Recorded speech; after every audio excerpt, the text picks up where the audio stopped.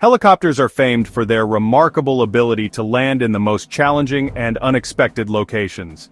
Their versatility is unmatched, allowing them to access areas that are simply impossible for fixed-wing aircraft. From dense urban environments to remote, isolated landscapes, the helicopter's unique capabilities make it an indispensable tool. But, despite their go-anywhere reputation, sloping ground exposes a critical weakness in helicopter operations. It's a situation where the seemingly limitless adaptability of these machines meets a very real and potentially dangerous challenge. While level ground provides a stable and predictable platform, ensuring the helicopter remains upright and balanced, a slope introduces a significant complication. It tilts the fuselage, throwing off the delicate equilibrium that keeps the helicopter safely airborne and on the ground. This seemingly simple tilt disrupts the crucial balance between the powerful rotor system above and the landing gear firmly planted below. The forces that normally work in harmony are now working against each other. As the helicopter settles on the incline, the downslope skid bears less and less weight, becoming increasingly light until it's the first to lift off the ground, losing contact with the surface. Simultaneously, the upslope skid is forced to bear the brunt of the helicopter's weight, effectively transforming it into a pivot point, a fulcrum upon which the entire aircraft teeters. This dangerous imbalance can very quickly cause the helicopter to roll uncontrollably down the slope, potentially leading to a catastrophic accident if not handled with extreme care and precision. What would normally be a simple routine takeoff can rapidly escalate into a high-risk maneuver, demanding the pilot's full attention and expertise to avoid disaster. The margin for error shrinks dramatically. The standard, well-rehearsed takeoff techniques that pilots rely on in normal conditions simply don't apply here. They are rendered ineffective, even dangerous by the sloping terrain. Instead, the pilot must actively counteract the helicopter's inherent urge to roll or slide uncontrollably, employing specialized techniques and a delicate touch on the controls. The key challenge lies in skillfully managing the ever-present misalignment between the powerful thrust generated by the rotor system and the tilted, off-kilter airframe of the helicopter. Therefore, absolute precision and a deep intuitive understanding of the helicopter's operational limits are absolutely essential for a safe and successful outcome.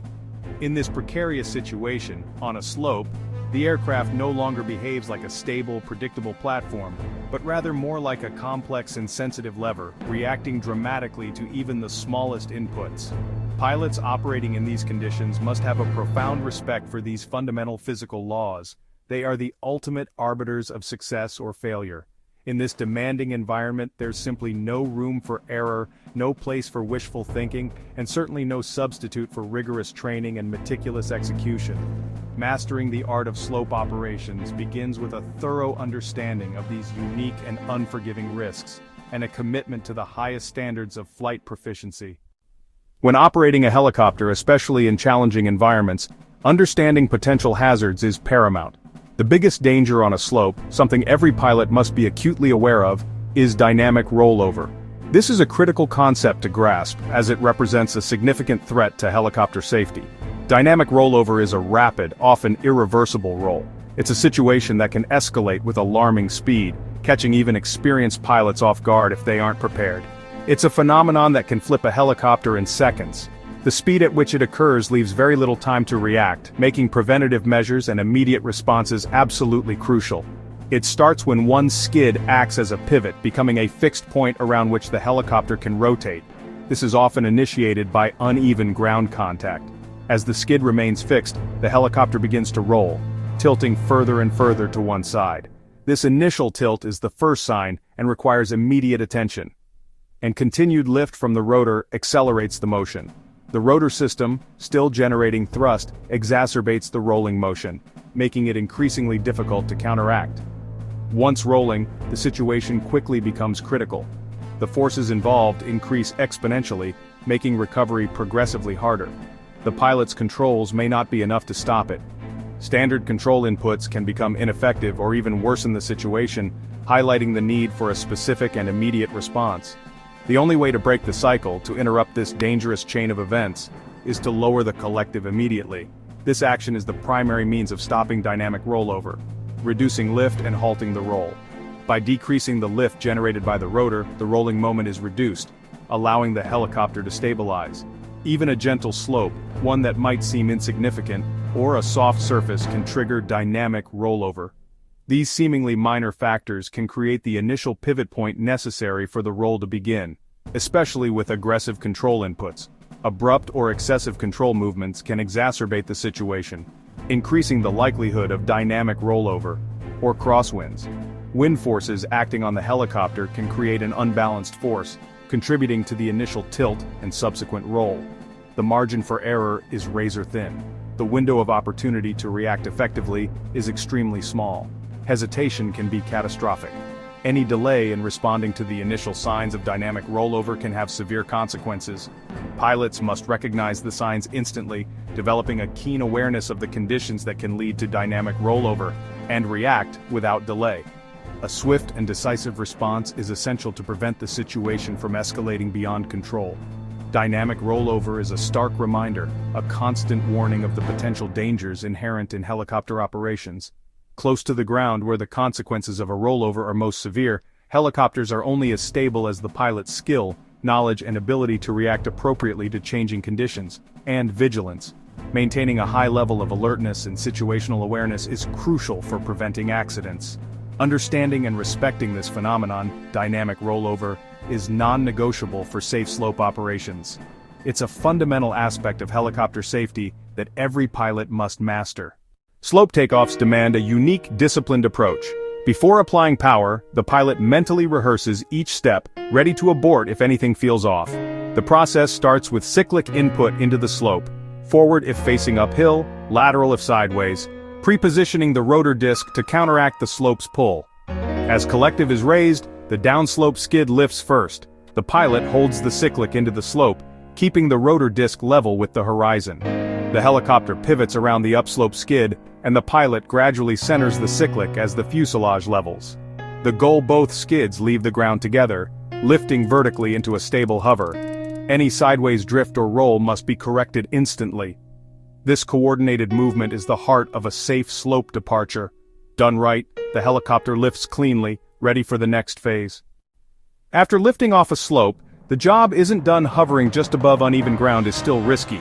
The priority is a vertical climb, creating safe clearance from the terrain and obstacles. Only when the helicopter is well above the slope should the pilot consider moving forward or turning. A good rule: climb until a full 360-degree turn can be made without risk of striking the ground. Patience and precise hover control are essential. Any drift toward the slope can erase your safety margin. Only after reaching a safe altitude should the transition to forward flight begin, ideally away from the slope. This two-stage process, vertical ascent, then departure, turns a hazardous maneuver into a controlled one. Slope operations are reserved for the final phase of helicopter training for a reason. They require mastery of hovering, precise control, and the ability to stay calm under pressure. Without these foundational skills, attempting a slope takeoff is dangerous. The psychological challenge is real. Tilted, unstable ground tests a pilot's confidence and discipline. Instructors wait until students have proven their maturity and skill before introducing slopes. Slope maneuvers are the capstone, demanding everything learned so far. This careful progression ensures pilots are truly ready for the complexities of sloping terrain. My first slope lesson. It was a day etched in my memory, a pivotal moment in my journey to becoming a helicopter pilot. I remember the anticipation building as we approached the training area, a mix of excitement and trepidation swirling within me. Little did I know, this seemingly simple exercise would challenge my skills and reshape my understanding of flight in ways I couldn't have imagined. It was a wake-up call. It shook me out of the comfort zone I had carefully constructed during weeks of practicing on the flat, predictable expanse of the airfield. The slope introduced a new dimension, a tilting world where the familiar rules seemed to bend and twist. After weeks on flat ground, where every landing felt almost automatic, my instructor, a seasoned pilot named Dave, took me to a gentle hill. He had a calm demeanor, but I could sense the seriousness in his eyes as he explained the principles of slope landing. That felt much steeper up close. From the cockpit, the incline seemed to rise dramatically, a stark contrast to the level ground I had grown accustomed to. It was an optical illusion perhaps, but it amplified my apprehension. Watching him land made it look easy, a seamless dance between machine and terrain. He made subtle corrections, his hands moving with practiced grace on the controls. But my first attempt was rough, a far cry from the elegance I had just witnessed. I landed with a jolt, the helicopter shuddering beneath me, and slid a bit downhill. The helicopter seemed to have a mind of its own, eager to return to level ground. The tilted feeling was unsettling, a constant reminder of the precariousness of our position, and the takeoff was even more nerve-wracking. The thought of lifting off from an uneven surface sent shivers down my spine. As the downslope skid lifted, I felt the helicopter start to roll. The world outside the window tilted at an alarming angle. Instinct told me to fight it, to wrestle the controls and force the aircraft back into a level position. But my instructor calmly reminded me, his voice a steady anchor in the storm of my anxiety, to ease the collective. His words cut through the panic, a gentle nudge in the right direction. It took several tries, each attempt a lesson in patience and control, before I managed a safe if not graceful takeoff. The feeling of accomplishment was immense, a surge of confidence washing over me. That day taught me that slope operations demand respect, patience, a meticulous approach, and humility. It was a stark reminder that the aircraft is always in charge, and the pilot's role is to understand and respect its limitations. Confidence from flat ground practice wasn't enough, it was merely a foundation upon which to build more advanced skills. I had to listen to the aircraft and my instructor, to absorb their wisdom and translate it into action. Advanced maneuvers aren't about bravado. They're not about showing off or taking unnecessary risks. They're about discipline, about adhering to procedures and maintaining a calm, focused mindset, and thinking ahead, anticipating potential problems and having a plan to address them. On that hill, I learned the real meaning of being a pilot, not just controlling a machine but understanding it, respecting it, and working in harmony with it. It was a lesson I would carry with me throughout my flying career.